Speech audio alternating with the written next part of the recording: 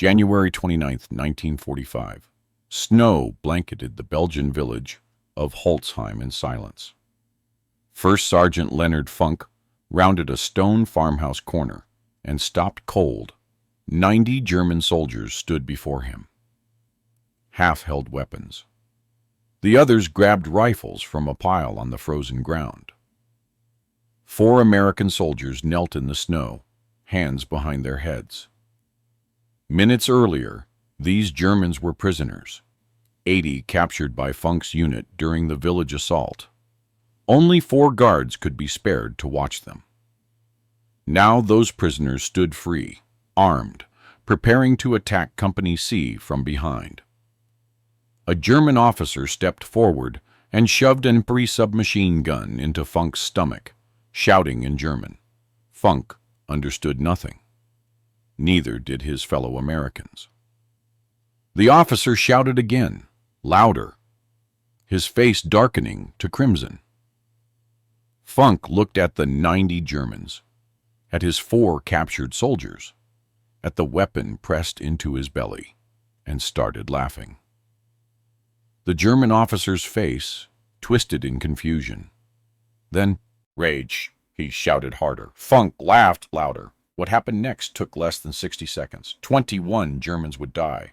The rest would drop their weapons and surrender. Leonard Funk would earn the Medal of Honor for one of the boldest combat actions in World War II, all sparked by uncontrollable laughter. Leonard Alfred Funk, Jr. was born August 27, 1916 in Braddock Township, Pennsylvania. The town lived on steel, with smokestacks and foundries lining the Monongahela River, 8 miles from Pittsburgh. Funk grew up fast and carried responsibility young. By his 1934 high school graduation, he'd been caring for his younger sibling for years. The Great Depression ground through its 5th brutal year. Jobs were scarce. College was beyond reach. June 1941 brought war to Europe and Asia. And Congress expanded the draft. Funk's number came up. He reported to the induction center in Wilkinsburg, Pennsylvania. 24 years old. 5 feet 5 inches tall. 140 pounds. The Army doctor probably imagined desk duty. That prediction was wrong. Funk volunteered for the paratroopers. In 1941, American airborne divisions barely existed. The concept was untested, jumping from perfectly good aircraft to land behind enemy lines and fight while surrounded. Most soldiers thought it suicidal. The volunteers were a different breed. Airborne training was designed to break men. 5 weeks of brutal physical conditioning eliminated half the candidates. Then came the jump towers, then actual aircraft. That first step from a C-47 at 1,200 feet, every instinct screamed to grab the door frame and refuse. Funk earned his jump wings and joined Company C, 1st Battalion, 508th Parachute Infantry Regiment. The 508th deployed to England in late 1943, joining the 82nd Airborne Division. These men had already made combat jumps in Sicily and Italy. They'd killed and watched friends die. Funk arrived as the replacement, 27 years old, practically ancient by paratrooper standards. Most were barely 20. But Funk had something they lacked: maturity, calm, the kind of quiet competence that makes men follow you into death. By a day, he led a squad. June 6th, 1944, at 1:30 in the morning darkness, Funk's C-47 shook as flak exploded nearby. He stood in line, the column of paratroopers waiting to jump. 60 pounds of gear strapped to his body. The aircraft flew at 400 feet, dangerously low for safe deployment. But the pilots couldn't climb higher. German anti-aircraft fire covered the skiing. The green light came on. Funk jumped. The D-Day airborne drop became chaos immediately. German defensive fire had scattered the formations and zones across 50 miles of French countryside. Paratroopers landed in flooded fields and drowned under their equipment's weight. Others came down inside German camps and died before escaping their harnesses. Funk hit ground hard. His ankle twisted on impact, badly sprained, possibly broken. Every step would be agony for the next 2 weeks. But he could move. He could fight, and nothing else mattered. He was 40 miles from his drop zone, 40 miles of enemy territory in pitch darkness, alone. Within hours, he'd gathered a group of scattered paratroopers. 18, eventually, all looking for leadership. Funk provided it. For 10 days, Funk led this team through German-occupied territory, moving at night, hiding by day, fighting when necessary. He insisted on serving as point man despite his injured ankle, putting himself in maximum danger to protect his men. They rejoined Allied forces on June 17th. Every man survived. 0 casualties. 10 days behind enemy lines. 40 miles of German-held France, and Leonard Funk brought them all back safely. He received the Silver Star, a Bronze Star for valor, and his first Purple Heart. Funk was just getting started. September 17th, 1944, brought Operation Market Garden, history's largest airborne operation. 35,000 paratroopers dropped into the Netherlands to capture a series of bridges. Success required speed, surprise, perfect execution. Everything went wrong. But Leonard Funk didn't know the big picture. He only knew his mission. After landing, Funk spotted something not in the plan. 3 German 20mm flak guns were shelling incoming Allied gliders, carrying reinforcements and supplies. If those guns kept firing, hundreds would die before reaching ground. The gun position occupied fortified high ground with about 20 German soldiers manning the systems. Funk commanded 3 men. Standard military doctrine requires 3-to-1 numerical advantage to assault a prepared position. Funk faced the opposite. He was outnumbered 7-to-1. He attacked anyway. Leading from the front, Funk and his 3-man team stormed the German position. They killed the security detail, overran the gun emplacements, destroyed all 3 weapons and their crews. 20 Germans, 3 Americans. The guns fell, silent. The gliders landed safely. For this action, Funk earned the Distinguished Service Cross, the second highest award for valor. He now had a Silver Star and a DSC, 2 of the rarest combat decorations in American military service. Funk wasn't done. December 16, 1944, the Germans launched their final desperate offensive. 3 armies, 400,000 men, 1,400 tanks smashed through American lines in the Ardennes forest. The Battle of the Bulge became the largest battle the American Army would fight in World War II. The conditions were brutal. Snow, ice, temperatures dropping to 5 below zero. Holzheim froze to death in their foxholes. Then Malmedy happened. December 17th, one day into the offensive, 113 Americans surrendered to an SS armored unit. They were herded into a farmer's field near a crossroads. Hands up, weapons gone, prisoners of war. Then the SS opened fire. 84 Americans died there, executed like animals. The news spread through the American army. Malmedy changed everything. American soldiers swore they'd never surrender to the SS. When Funk heard about the massacre, something hardened inside him. Leonard Funk decided he would never surrender to the Germans. That decision would matter very soon. January 29, 1945, Company C got orders to capture the Belgian village of Holzheim. There was a problem. Company C was understrength. Funk, now serving as acting executive officer, looked at his depleted roster and made a decision.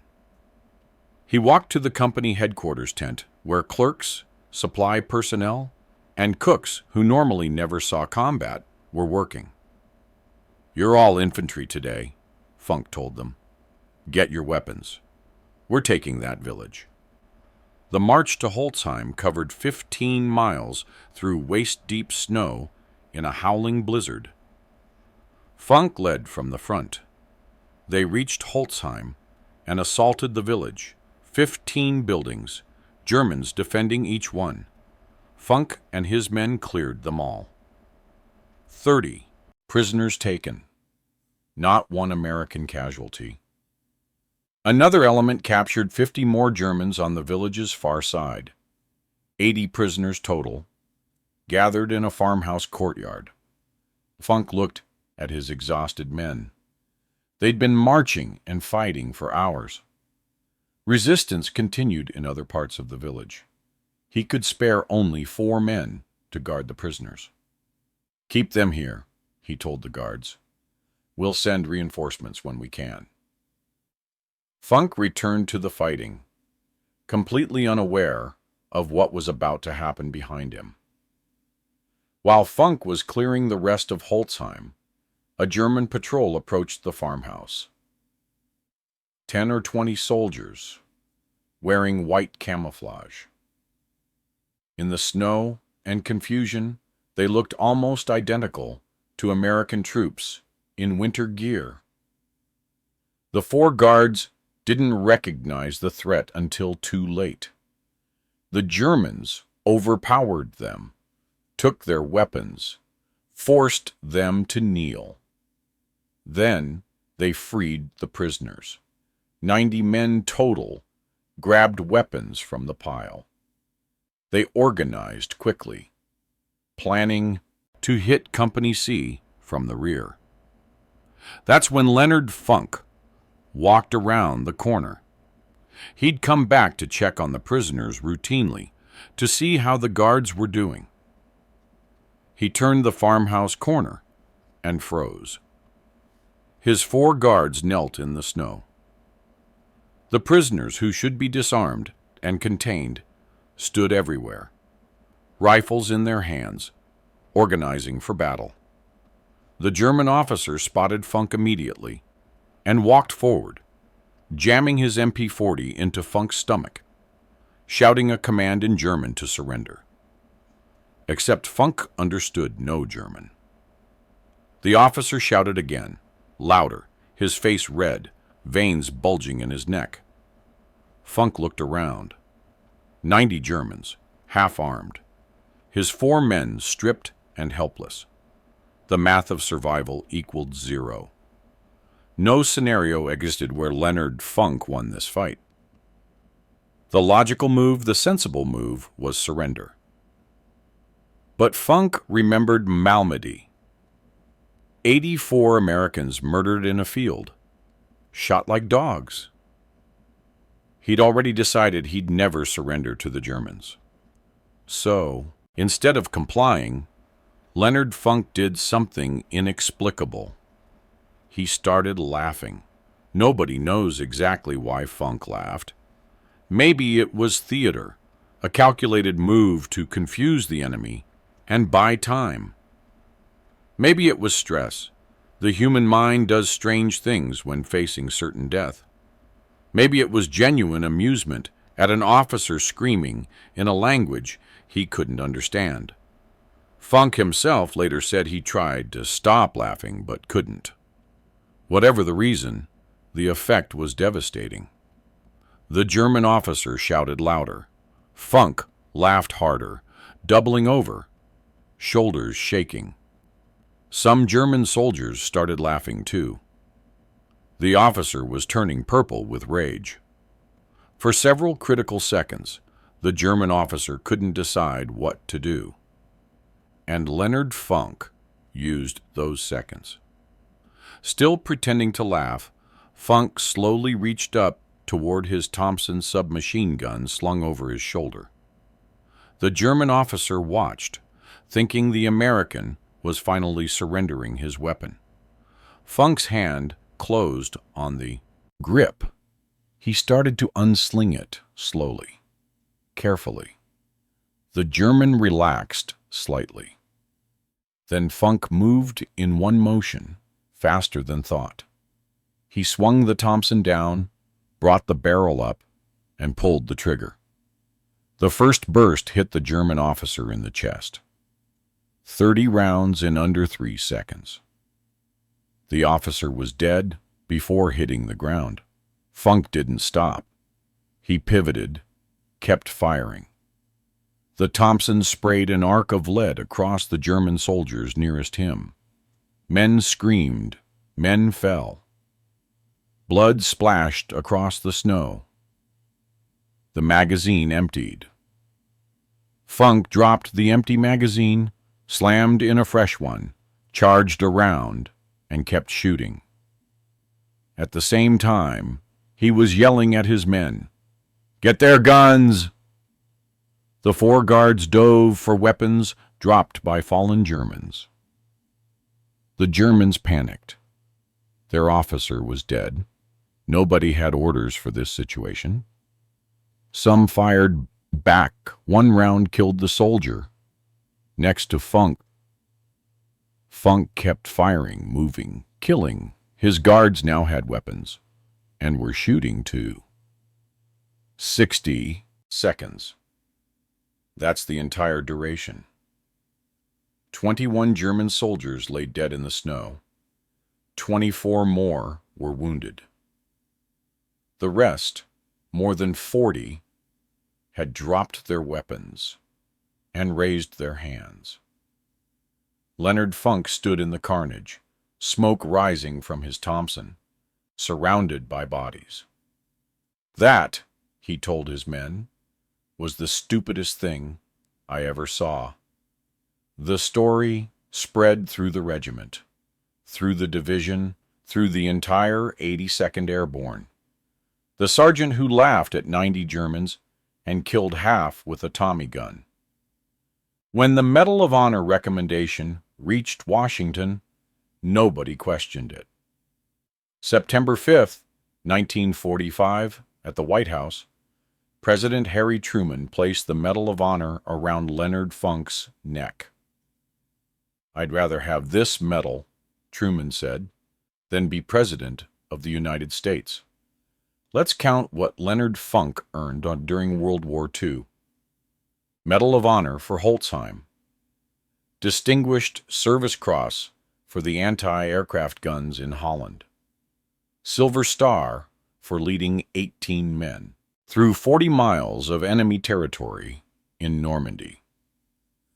Bronze Star for valor. Purple Heart, 3 of them. He was wounded 3 times and kept fighting. Plus, foreign decorations from France, Belgium, and the Netherlands. Leonard Funk is the most decorated paratrooper of World War II. 5 feet 5 inches tall, 140 pounds, a former store clerk who became legendary. The war ended. Funk went home. He didn't write a book, didn't do the lecture circuit, didn't turn his Medal of Honor into a speaking career or political office.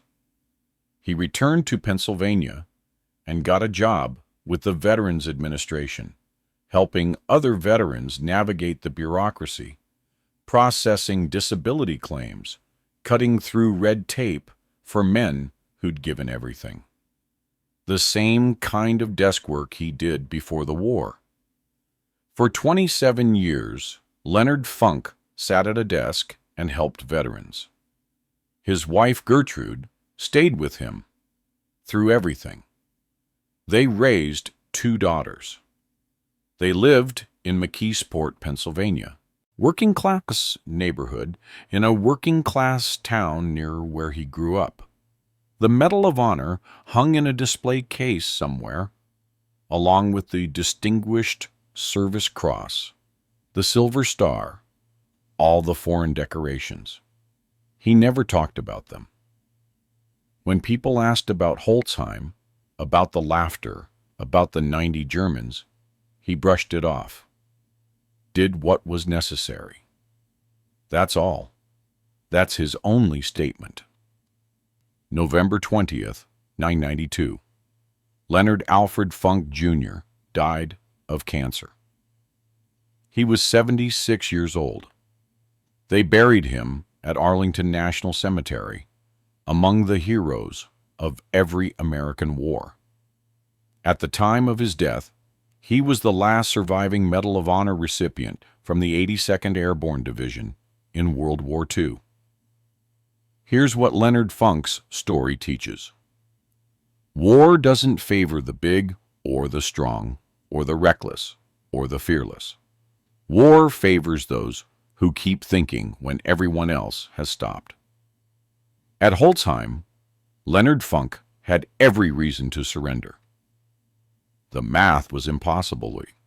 90 against 1. A gun in his stomach, his men already captured.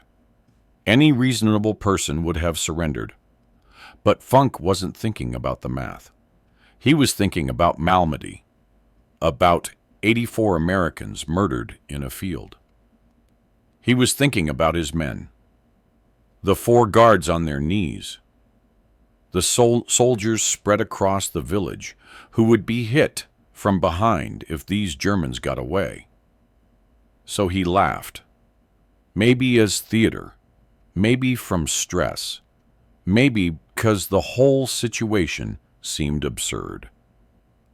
And while the German officer was confused, while everyone was off balance, Leonard Funk made his move. 60 seconds later, he stood in a field of corpses, alive, when he should have been dead. Think about what President Truman said on September 5th, 1940, in the White House Rose Garden. The most powerful man on earth, the man who had just ended World War II, looking at a 5'5" former store clerk from Pennsylvania and saying, "I'd rather be you." Because what Truman understood, what everyone who reads the Medal of Honor citations understands, is that courage isn't about size or strength or training. Courage is what you do when there's a gun in your stomach and 90 men want you dead. The story of Leonard Funk is more than military history. It shows that heroism doesn't require physical advantages or extensive preparation. What it requires is the ability to act when action seems impossible, to think when thinking seems pointless, to laugh when laughter seems insane. Consider the weight of that moment at Holzheim. 90 armed men, one small American with a gun pressed against his stomach. The odds were mathematically impossible. Every calculation pointed to death. Every rational analysis said surrender.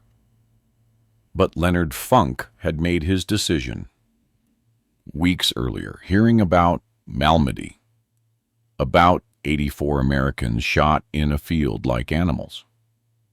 He'd decided then, never surrender. Not to them. Not ever. That decision shaped everything that followed. When the German officer screamed commands, Funk couldn't understand. Funk had already decided the outcome. He wasn't going to raise his hands.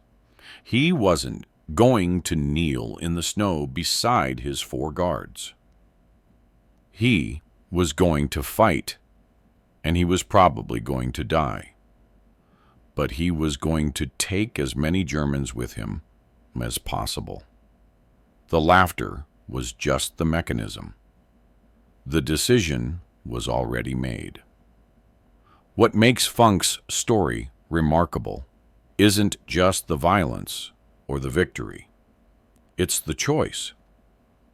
Every soldier faces moments of decision in combat. Most involve following orders, executing training, doing what you've been taught. But Holzheim wasn't that kind of moment. Holzheim was a moment where all the training, all the orders, all the doctrine pointed towards surrender. And Leonard Funk chose something else. Think about those 60 seconds. Funk drew his Thompson while pretending to surrender it. He killed the German officer before anyone could react. He pivoted and fired, killing more Germans nearby. His magazine emptied. He reloaded under fire. He kept shooting.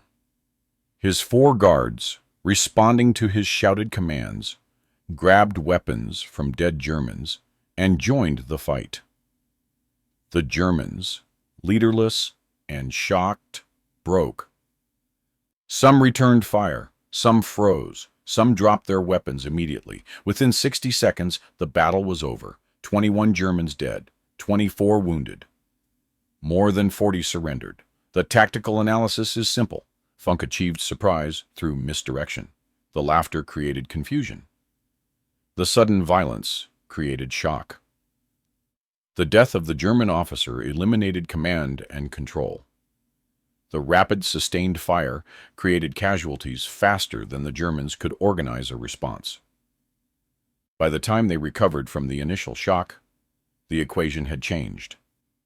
Instead of 90 armed Germans against 1 American, it was 45 confused Germans against 5 Americans with proven willingness to fight to the death. The Germans chose survival, but the tactical analysis misses the essential truth. Leonard Funk won at Holzheim because he had already accepted death. The Germans were trying to survive. Funk had moved beyond survival into something else. Call it vengeance, call it duty, call it whatever you want. He wasn't trying to live through Holzheim. He was trying to kill as many Germans as possible before they killed him. That mindset gave him an advantage no tactical manual discusses. When you've already accepted death, you act without hesitation. You don't calculate odds. You don't consider alternatives. You just act. President Truman understood this when he said he'd rather have the Medal of Honor than be president. Truman had made the decision to use atomic weapons on Japan. He'd ended the war. He commanded the most powerful military in human history.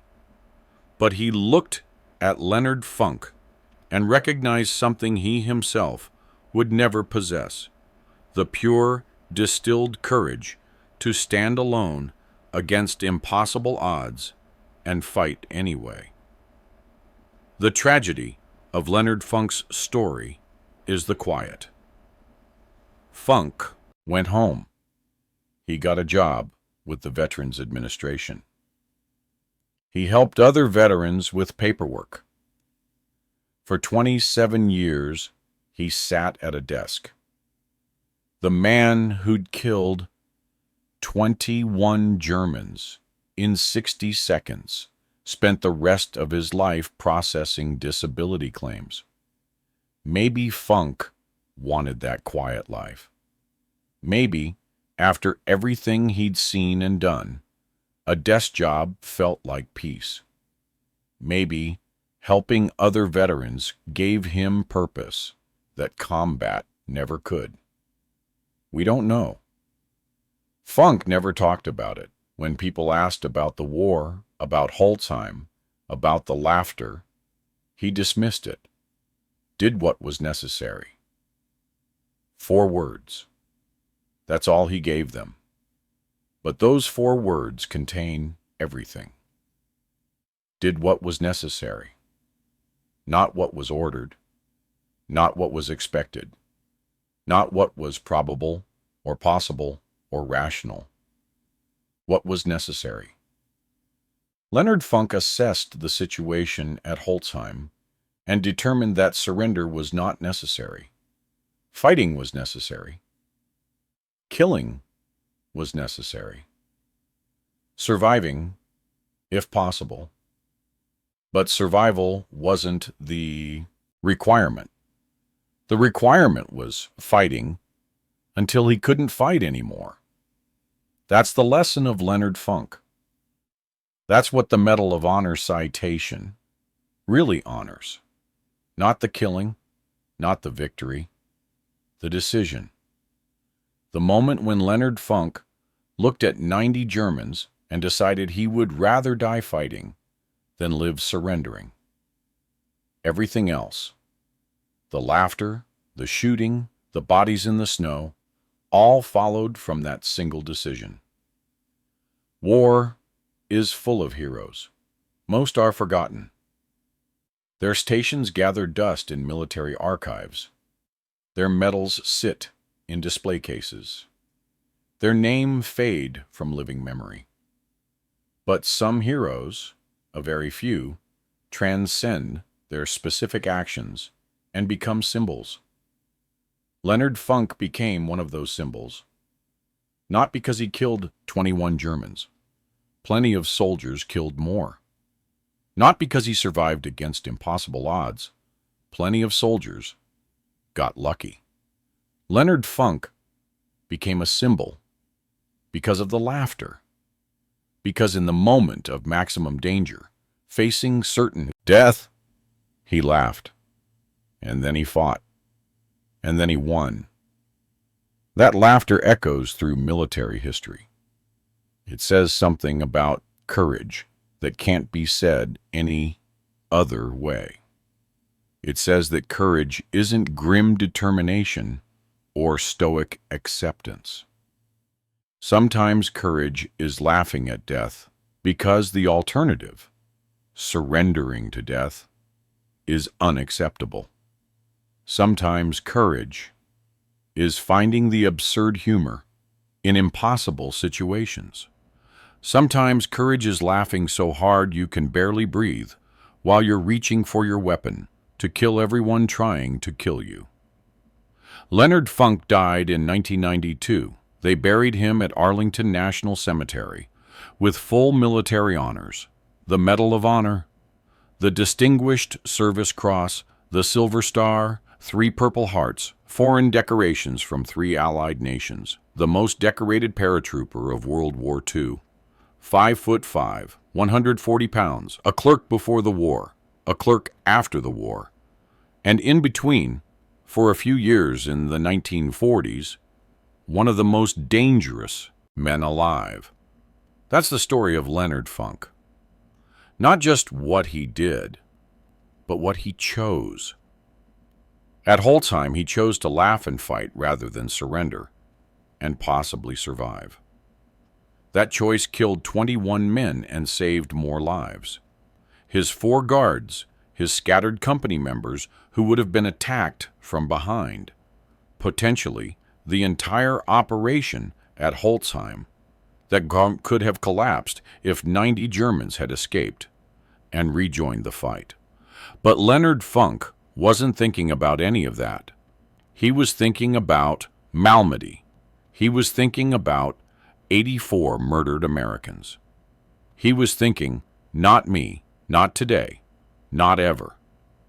And then he laughed and killed his way out of the impossible situation, and lived when he should have died, and went home when the war ended, and spent 27 years helping other veterans with their paperwork. The man who laughed at death went home and lived quietly. The man who killed 21 Germans in 60 seconds went home and processed disability claims. The most decorated paratrooper of World War II went home and never talked about it. Did what was necessary.